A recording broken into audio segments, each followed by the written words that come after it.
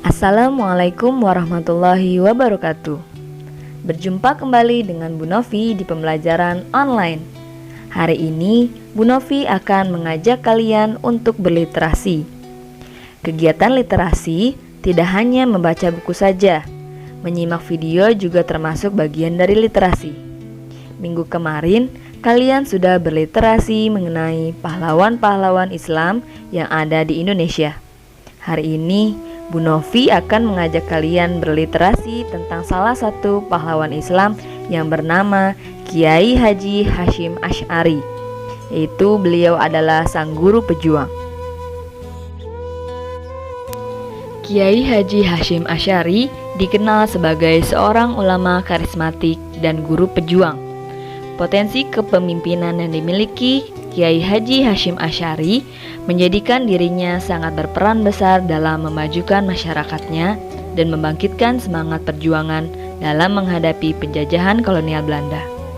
Dunia sosial politik dan kancah perjuangan merupakan bagian aktivitas yang mewarnai kehidupannya, apalagi setelah mendirikan organisasi Nahdlatul Ulama sebagai perkumpulan ulama untuk menyatukan visi dan misi perjuangan. Di samping juga mencetak kader-kader pejuang melalui pesantren yang telah berbuah manis. Banyak di antara santrinya bergabung dalam barisan perjuangan dalam membebaskan negeri ini. Hasyim Asy'ari dilahirkan pada tanggal 14 Februari 1871 di Desa Gedang, Kecamatan Diwek, Kabupaten Jombang, Jawa Timur. Hasyim Asy'ari merupakan putra dari pasangan Kiai Asy'ari dan Halimah. Ayah Hasyim merupakan seorang pemimpin sebuah pesantren yang berada di sebelah selatan Jombang. Sementara kakeknya yang bernama Kiai Usman adalah seorang ulama besar pada masanya dan juga sebagai pendiri pesantren Gedang pada akhir abad 19.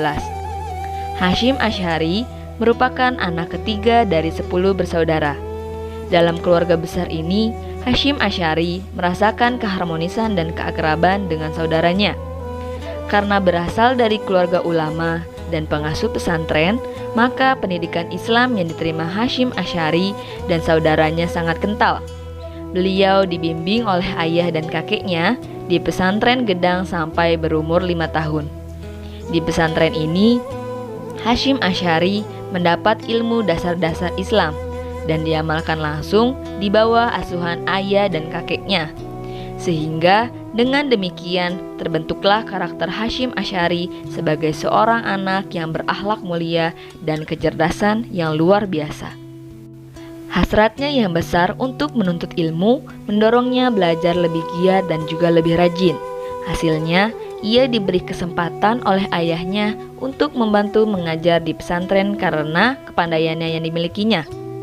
Karena hasrat tak puas akan ilmu yang dimilikinya, beliau belajar dari pesantren ke pesantren lain. Mulai menjadi santri di pesantren Wonokoyo, Probolinggo, pesantren Langitan, Tuban, pesantren Tenggilis, Semarang, dan pesantren Siwalan, Panji, Sidoarjo.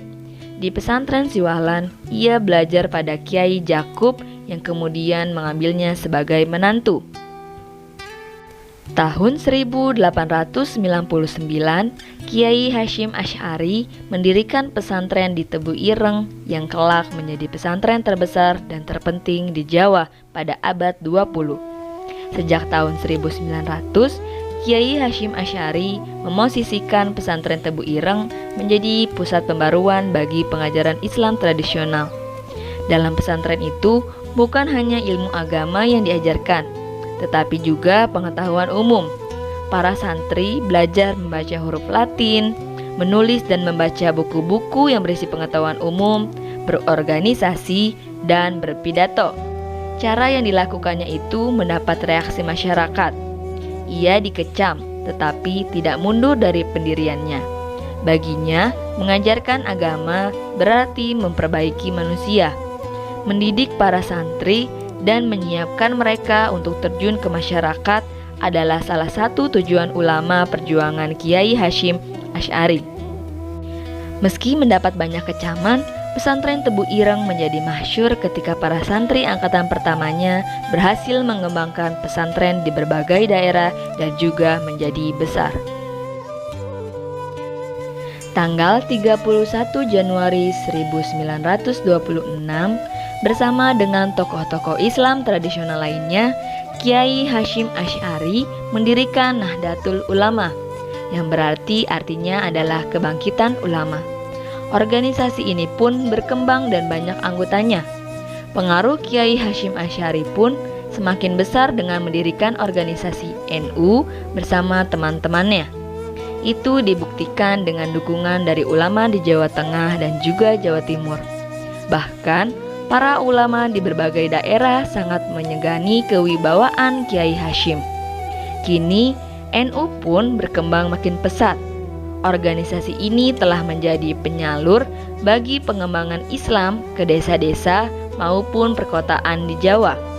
Meski sudah menjadi tokoh penting dalam NU, ia tetap bersikap toleran terhadap aliran lain.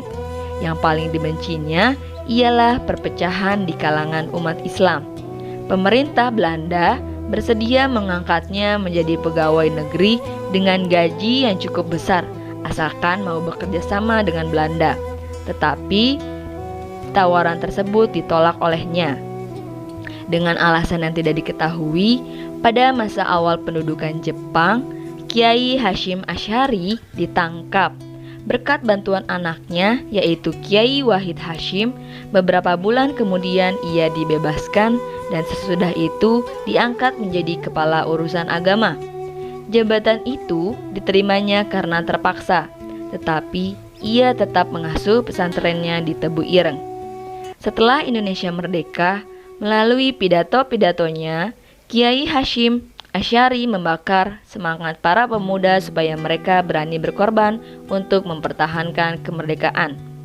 Ia meninggal dunia pada tanggal 25 Juli 1947 karena pendarahan otak dan dimakamkan di Tebu Ireng. Cukup sekian literasi hari ini dari Bu Novi. Selanjutnya adalah silakan kalian menuliskan rangkuman mengenai Kiai Haji Hasyim Asy'ari yang telah Bu Novi ceritakan tadi. Tetap semangat belajar di rumah. Salam literasi. Wassalamualaikum warahmatullahi wabarakatuh.